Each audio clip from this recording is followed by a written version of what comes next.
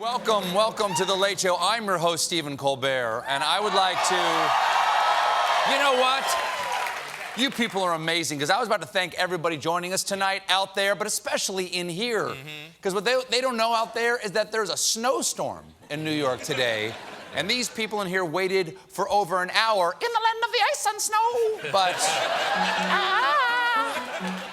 You guys are heroes. Thank you for being here. Now... There's another storm coming, though. Another storm coming. Because Robert Mueller's report may be delivered as early as next week. And... We'll see. We'll see. You don't know. We don't know. And here's the thing. If Mueller finishes up by Friday, he would still have 2 days left to prep so he can host the Oscars. Okay? And the winner is... Redacted. Now, the report, it might be released. We don't know. But even if it is, we don't know when we, the public, will get to learn anything. Because under the terms of the special prosecutor regulations, Robert Mueller first hands the report to the Attorney General, who plans to submit a summary of the report to Congress soon after. So who knows what that'll be? We might just get the book report version. The Mueller report was a report written by Robert Mueller. It had many pages and was full of information regarding his report. I found the main character of the president to be cartoonish and unbelievable. And the whale represents God. And although the release may be soon, Mueller and his prosecutors are still reporting to work as frequently as ever, with some even coming in on President's Day. Well, of course. Of course. That's their President's Day blowout. Everyone in the Oval Office must go. Speaking, I'm crazy Bobby Mueller.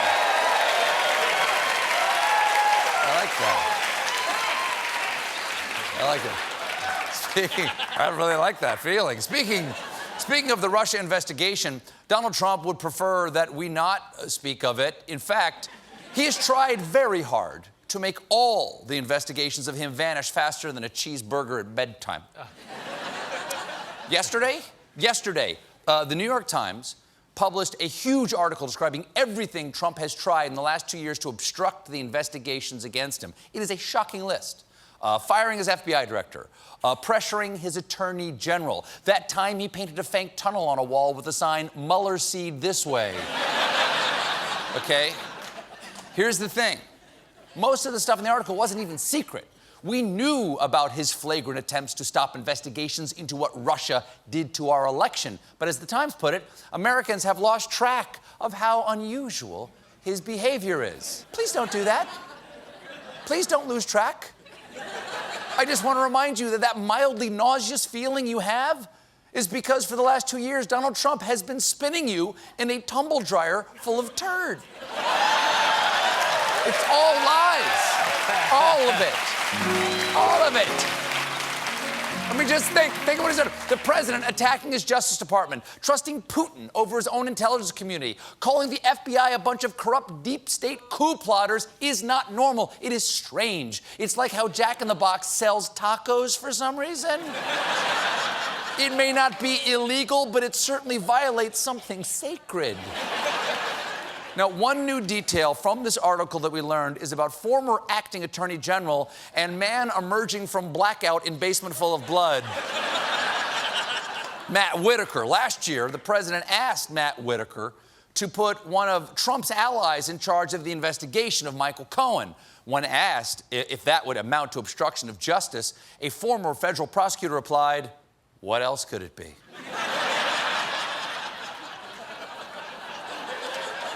Not a good sign. Not a good sign when a prosecutor feels no need to argue a case. Your Honor, this man is guilty because, I mean, look at his big, stupid head. The prosecution rests. And remember, Trump has repeatedly attacked the investigation, publicly calling it the Russia hoax, a witch hunt, and a Frankenstein jamboree. Now, one of those we made up. But Trump's legal team says that all of his attacks on the investigations are a good thing, arguing that the president has been public about his disdain for the Mueller investigation and other federal inquiries, so he is hardly engaged in a conspiracy.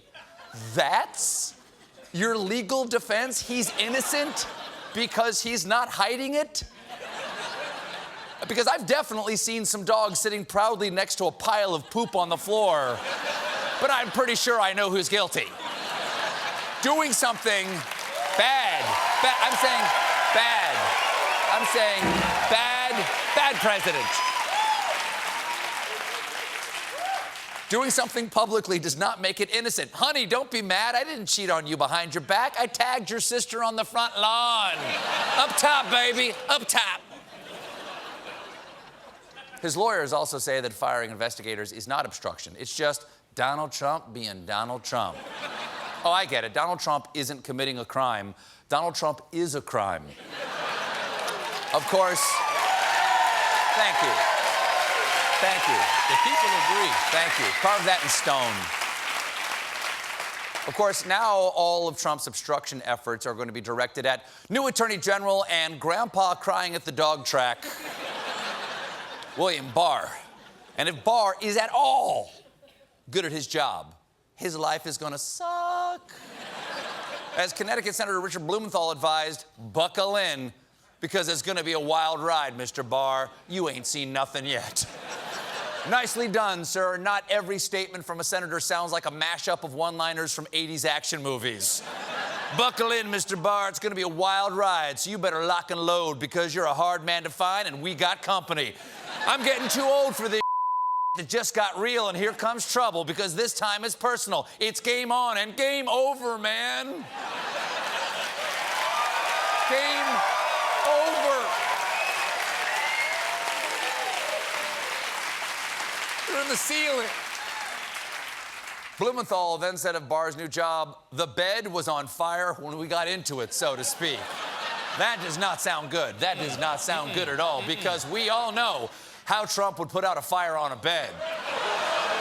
Even allegedly. Don't know. Allegedly, we don't know. Even Trump knows that Barr has a tough row to hoe here. I want to wish our new Attorney General great luck and speed, and enjoy your life. Bill, good luck. Yes, good luck. Enjoy your life. Make your peace with the Lord. Notify your next of kin, because I'm about to make your life a belly flop down a 50-foot cheese grater into a vat of gin.